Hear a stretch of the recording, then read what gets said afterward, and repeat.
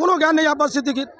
পশ্চিমবাংলার মুসলমানরা মানে বাংলাদেশি সে যদি হারাতে পারে এবং পশ্চিমবাংলা ক্ষমতা আসতে পারে তার একটা সুষ্ঠু পরিকল্পনা। এসআইআর নিয়ে, হ্যাঁ এসআইআর নিয়ে একেবারে হ্যারিংয়ের ডাক যে নোটিশ পাঠিয়েছে, দেখা পাচ্ছেন যে এখানে কিন্তু একেবারে দক্ষিণ 24 পরগনা জেলা যে কুলপি থানার আন্ডারে একেবারে গাজীপুর গ্রাম পঞ্চায়েত, সেখানে দেখা পাচ্ছেন যে এখানে একেবারে মানুষের ভিড়, তাদেরকে কিন্তু হিয়ারিংয়ে নোটিশ পাঠিয়েছে। হ্যাঁ একদম দেখা পাচ্ছেন যে আমাদের এখানে একেবারে যিনি পঞ্চায়েতের একেবারে প্রধান তাকে আমরা জিজ্ঞেস করবো যে হিয়ারিং এসআইআর নিয়ে আপনি কী বলবেন?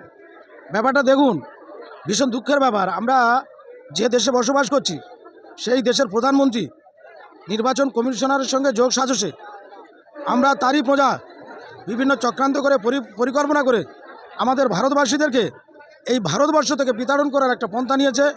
এটা আমাদের জন্য ভীষণ দুঃখের এবং কষ্টের। আচ্ছা, যেখানে মুসলিম এলাকা হয়তো 1200 ভোটার আছে, সেখানে দেখে দেখে 800-900 নোটিশ পাঠাচ্ছে, আর যেখানে হিন্দু মানুষের বাস সেখানে দেখে দেখে একেবারে 150-100 নোটিশ পাঠাচ্ছে। এটা কি বিষয়, কি বলবেন কেন্দ্র সরকারকে? এই জায়গায় দেখুন, হিন্দুদের আমি কিছু বলতে পারবো না, দোষ তো তাদের নেই। জাস্ট একদম কেন্দ্রীয় সরকার যেটা পশ্চিমবাংলায় এসে ভারতের প্রধানমন্ত্রী নরেন্দ্র মোদী এবং স্বরাষ্ট্রমন্ত্রী অমিত শাহ বারবার করে বলেছে যে ভারতের পশ্চিমবাংলার মুসলমানরা মানে রোহিঙ্গা, পশ্চিমবাংলার মুসলমানরা মানে বাংলাদেশি, সেজন্য তাদেরকে এখানে রাখা হবে না, তাড়িয়ে দেওয়া হবে। এটা একটা কৌশল। যে কী কৌশল? এই পশ্চিমবাংলাটা কোনোভাবে বিজেপি ক্ষমতা আসতে পারছে না এবং মমতা বন্দ্যোপাধ্যায়ের উন্নয়ন দেখে পশ্চিমবাংলার যে মাইনরিটির সংখ্যা মুসলমানেরা তারা মমতা বন্দ্যোপাধ্যায়কে সাপোর্ট করছে। সেই জন্য মমতা বন্দ্যোপাধ্যায়কে যাতে 26-এ নির্বাচনে বিজেপি হারাতে পারে এবং পশ্চিমবাংলা ক্ষমতা আসতে পারে তার একটা সুষ্ঠু পরিকল্পনা করে মুসলিমদেরকে, যেখানে মুসলিম মেজরিটি সেখানে কোথাও 60%, 70% তাদেরকে এই নোটিশ দিয়ে বিতরণ করার একটা পন্থা অবলম্বন করেছে। আচ্ছা, বর্তমান যে আইএসএফের দল, তারা বলছে নাকি এই শাসক দল নাকি আজকের দুর্নীতি করছে, কি বলবেন?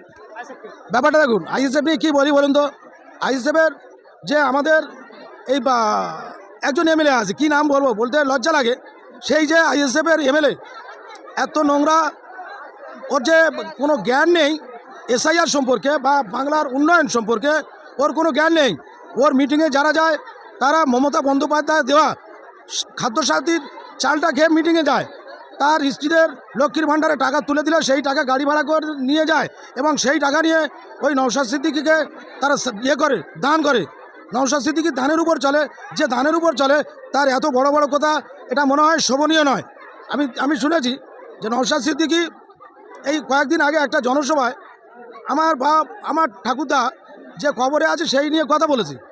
নওশাদ সিদ্দিকী যে সুপ্রিম কোর্টে, সে নওশাদ সিদ্দিকীর নাম কোথাও ওঠেনি।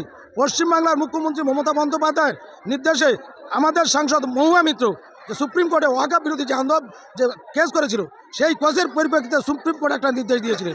নওশাদ সিদ্দিকীর নাম কোথাও নেই। আর নওশাদ সিদ্দিকী 26-এ নির্বাচনে কোথাও থাকতে পারবে না। যত মিথ্যা কথা বলুক, ও তো বিজেপির দালাল, বিজেপির হাতে তামাক খাচ্ছে, কোথায় মিটিং করে, কোলাঘাটে, সব আমাদের কাছে নথি আছে। ওর চাচারা যারা সকলে ওর বিরোধী, ওর ভাই যে কাসেম সিদ্দিকী, সে ওর তো মানে জাত গোষ্ঠী তুলে কথা বলেছে। ওই উত্তরটা দু 26-এ কাকে দেখতে যান আপনি? 26-এ মমতা ব্যানার্জি চতুর্থবারের জন্য আবার মুখ্যমন্ত্রী হচ্ছে, এটা নিঃসন্দেহে 100% সঠিক। এবং আমরা যে সিটটা পেয়েছিলাম 26-এ আরও বেশি সিট পেয়ে মমতা ব্যানার্জি মুখ্যমন্ত্রী হবে। বিজেপির পক্ষ থেকে বলছে তারা এই নাকি 26-এর ভোটে নাকি তারা ক্ষমতায় আসবে। বিজেপি তো এর আগে বলেছিল ইস্কাবার 200 পার, তো কী দেখা গেল? রায় বাংলার মানুষ দেবে, বিজেপি দেবে না, রায় দেবে বাংলার মানুষ। এই যে এসআইআর যে হ্যারাসমেন্ট করছে, এটা মুসলিমরা ভুলবে না, মুসলিমরা ভোলা নয়। স্বাধীনতা আন্দোলনে মুসলিমরা 61 লক্ষ মুসলমান, 61,000 মুসলমান যারা শহীদ হয়েছিল, তারা ভুলবে না। আর এই বাংলা থেকে আন্দোলন হয়, সেটা আবার দেখিয়ে দেবে বিজেপিকে। আচ্ছা, সাধারণ মানুষকে এসআইআর যে হয়রানি করছেন, এটা কি বার্তা দেবেন? সাধারণ মানুষকে কি বার্তা দিচ্ছে? সাধারণ মানুষকে আমরা তৃণমূল কংগ্রেসের পক্ষ থেকে আশ্বস্ত করছি, এটা আশ্বস্ত করছি যে দেখুন, বিজেপির কেন্দ্রীয় সরকার হ্যারাসমেন্ট করছে। যে আধার কার্ড অ্যাকাউন্টের সঙ্গে লিঙ্ক না করলে তার ব্যাংকের বই থাকবে না, যে আধার কার্ডের সঙ্গে মোবাইল নাম্বার লিঙ্ক না করলে তার কোনো কাজ হবে না। আমরা কোভিড নিয়েছিলাম, টিকা নিয়েছিলাম, সেই কোভিডের সার্টিফিকেটে নরেন্দ্র মোদীর সই আছে, এসআইআর কেন সেটা কাজে লাগবে না? এটা নরেন্দ্র মোদী কৈফিয়ত দিতে পারবে? এটা অমিত শাহ কৈফিয়ত দিতে পারবে? এটা কেন কৈফিয়ত করছে না নওশাদ সিদ্দিকী, বিজেপি দালাল? আব্বাস সিদ্দিকী একজন বাঁদর, সে কেন এই কৈফিয়ত করতে পারছে না? আমি শুনেছি কয়েকদিন আগে কুলপি বিধানসভায় এনায়তপুর বলে একটা গ্রাম আছে, সেই গ্রামে এসে বলেছে যে খাদ্যসাথী কি সরকারের বাবা দেয়? আরে সরকারের বাবা বলে হয়? বাবা একজন মানুষের, আর জ্ঞান আছে? কোনো জ্ঞান নেই আব্বাস সিদ্দিকীর। ওরা মানুষের টাকা নিতে আসে কি বলবে কিছু একটা বলে যেতে হবে নোংরা।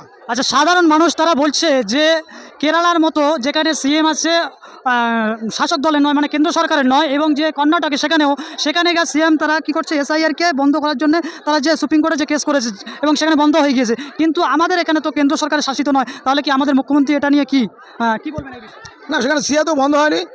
এ তো আপনারা দেখতে পাচ্ছেন, যারা সোশ্যাল মিডিয়া আছেন, যারা মিডিয়া আছেন, সাধারণ মানুষ আছে, আপনারা দেখছেন আমাদের নেতা, আমাদের সাংসদ অভিষেক বন্দ্যোপাধ্যায় এই আন্দোলন দিল্লি নিয়ে গেছে। দিল্লি নিয়ে যাওয়ার পরে আমাদের সাংসদের আপনারা দেখেছেন জোরপূর্বক আমাদের মথুরাপুরের সাংসদ বাবি হালদারকে যেভাবে চাঙ্গলা করে তুলে নিয়ে গেছে, এটা লজ্জা, লজ্জা, দেশের লজ্জা, নরেন্দ্র মোদীর লজ্জা, অমিত শাহর লজ্জা। এই যে দেশ, কী দেশে আমরা বসবাস করছি, যে দেশে যদি মানুষের জন্য মুখ খুলতে দেয় সেখানে চাঙ্গলা করে নিয়ে তাদের জেলে পুরে দিচ্ছে। শুভেন্দু যে বলেছিল 1.5 কোটি মানুষের নাম বাদ পড়বে, তার তো স্বপ্ন পূরণ হতে চললো, এটা কি সত্যি হবে?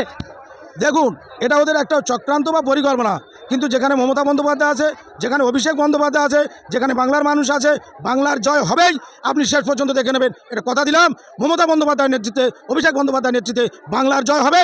এই এসআইআরে বাংলার জয় হবে, আবার 26 নির্বাচনে মমতা বন্দ্যোপাধ্যায় চতুর্থবার জন্য মুখ্যমন্ত্রী হয়ে বাংলার জয় হবে। আপনার নাম? আমার নাম আব্দুর রহিম মোল্লা, আমি কুলপি ব্লক সংখ্যালঘু তৃণমূল কংগ্রেসের সভাপতি। ধন্যবাদ আপনার।